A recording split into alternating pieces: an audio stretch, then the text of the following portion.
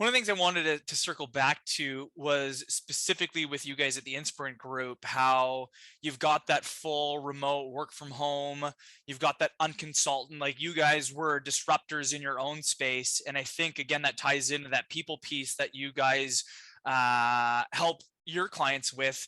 Can you share a little bit about your approach when you bring new people on and that unconsultant feel, and just how you guys have, I guess, innovated to be able to attract and retain the best people for your organization? Yes, I would love to. Yeah, so we were founded as a remote first company in 2017.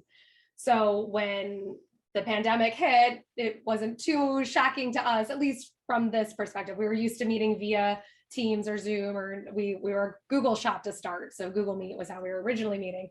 But in our employee handbook, we called it a camera on culture. So, when you're meeting with your team, have your camera on so you can connect in that way. Something else about, so we established our core values very early on. It's something that we talk about very frequently. We have behaviors associated with the core values. So we talk about that as part of the interview and onboarding process. And then we have core value awards that we give out annually, but every quarter we talk about who's been nominated throughout that quarter and for which of the value awards and why. And so we are talking about those very frequently and in depth with the team.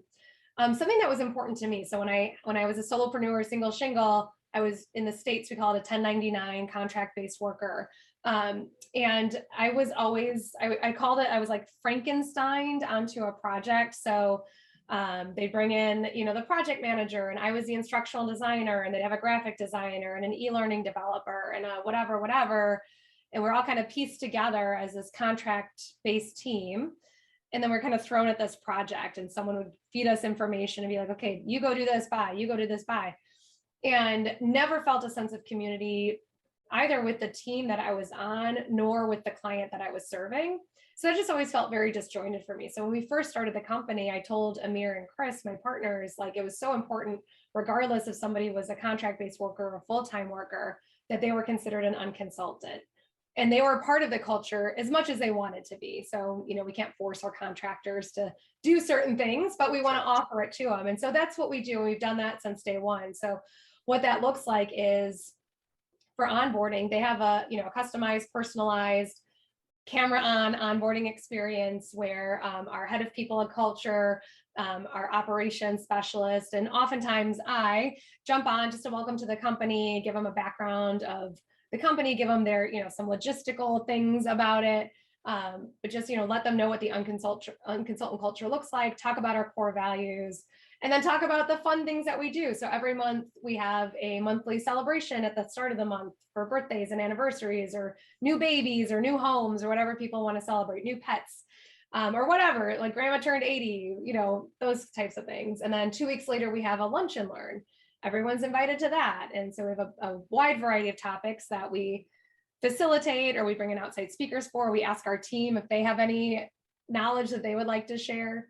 They're automatically then put into a groupie chat. So we did buddy chats where it was one-on-one for a while, but we realized that if someone got busy or wasn't pulling their weight to bring it together, then that person didn't get that holistic experience. So now we have small groups of about 4 consultants that change every month, and one person's assigned for setting up the meetings, and then you just get together for 30 minutes or an hour.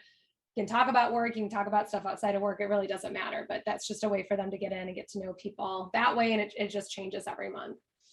We have quarterly all hands meetings, so once a quarter, typically virtually, because our team is spread all over, but sometimes we will get together in Chicago, and whoever can make it is welcome to join us there. Full day of programming. Again, we talk about the state of the firm, we talk about our financials, we talk about our clients. We have people present on the different projects they're working on. For the first time ever this year, I told my partners, like, we've made it when we have an offsite retreat. So this October, we're doing a 4-day offsite, and all of our unconsultants are invited, regardless if they're full-timers or contract-based workers. And we've got several days of programming. We've got, evening events. We're taking a half day where people can go to the spa or go horseback riding or go golfing or whatever they want to do. Yeah, just as a way to kind of celebrate. So those are just some of the things that we do. And, we, if I dare say it, we have had a wildly successful run of it. we're about 30% full-time or 70% contract-based workers, but our contract-based workers have longevity. They are very talented. If you've worked with contractors before, the good ones go fast, they're really never available. So we consider ourselves very fortunate that they are constantly seeking us for their contracts.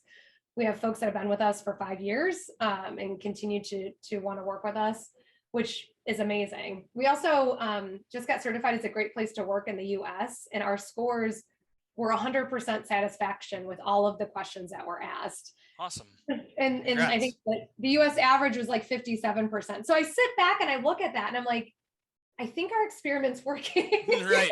Like, because they don't need to say that in this anonymous survey, and we ask for feedback all the time from our team. So I think we know if something was wrong, but that was just kind of like a bow on this whole thing. It was just like, Nice. okay, yeah, this is working.